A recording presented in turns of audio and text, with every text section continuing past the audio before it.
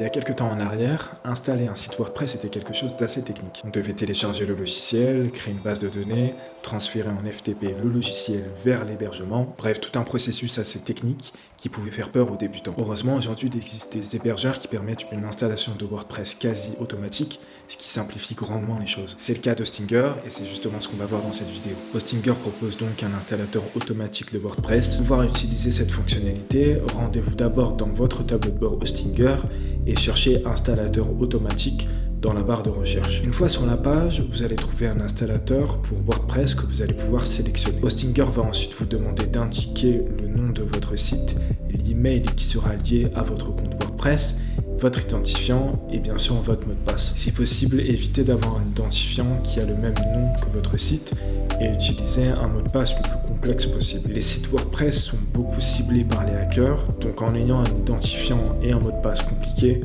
vous éviterez de prendre des risques inutiles. Pour terminer l'installation, vous aurez juste à sélectionner le français dans la liste déroulante qui concerne les langues. Hostinger va ensuite installer WordPress et vous rediriger vers une page sur laquelle vous allez avoir accès aux informations et aux paramètres de votre installation WordPress. Pour avoir accès à votre site WordPress, vous aurez juste à cliquer sur le bouton Modifier le site web à droite de votre écran. Vous allez ensuite vous retrouver face à deux pages successives où vous devrez cliquer sur le bouton Go back to the dashboard. Pour finir, je vous conseille de désactiver et supprimer toutes les extensions qu'Hostinger a installées par défaut au moment de l'installation. Pour ça, rendez-vous dans le menu extensions de votre tableau de bord. Commencez par sélectionner toutes les extensions à l'aide de la première case. Sélectionnez ensuite désactiver dans le menu déroulant et cliquez sur le bouton appliquer. Pour finir, refaites la même opération mais en sélectionnant cette fois-ci supprimer dans le menu déroulant. C'était relativement simple, votre site WordPress est maintenant prêt et en ligne. Maintenant que votre site WordPress est prêt, on va faire un petit tour du propriétaire pour que vous compreniez un peu comment l'outil fonctionne. La toute première chose à comprendre, c'est que WordPress fonctionne comme un iceberg. Il y a une face qui sera visible par tous et une face que vous seul pourrez voir en tant que propriétaire et administrateur du site. La partie invisible du site, c'est ce qu'on appelle le back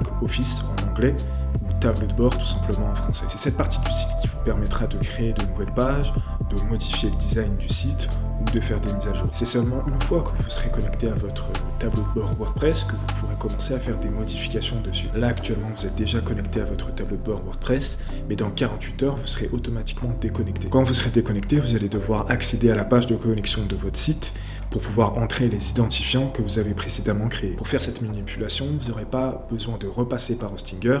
On va voir comment accéder directement à la page de connexion de votre site WordPress. Pour accéder à cette page, vous allez devoir tout simplement rajouter /wp-admin à la fin de votre nom de domaine. Une fois sur cette page, je vous conseille de la mettre en favori pour pouvoir y accéder rapidement plus tard. Dans votre tableau de bord, une des actions que vous ferez le plus souvent, c'est de basculer de votre site à votre tableau de bord. Pour faire cette action, vous allez trouver une icône en forme de maison dans la barre horizontale qui se situe tout en haut. En cliquant dessus, vous allez faire cette bascule entre les deux parties de votre site. Comme vous pouvez le remarquer, la barre horizontale du haut reste présente pendant la bascule. C'est normal parce que cette barre d'action sert non seulement à vous permettre de refaire la bascule inverse, mais aussi à vous indiquer que vous êtes connecté à votre site WordPress. Donc si en arrivant sur votre site, vous voyez afficher cette barre, c'est que vous êtes connecté. Si au contraire elle n'est pas visible, dans ce cas-là, vous allez devoir accéder à votre page de connexion comme on l'a vu juste avant.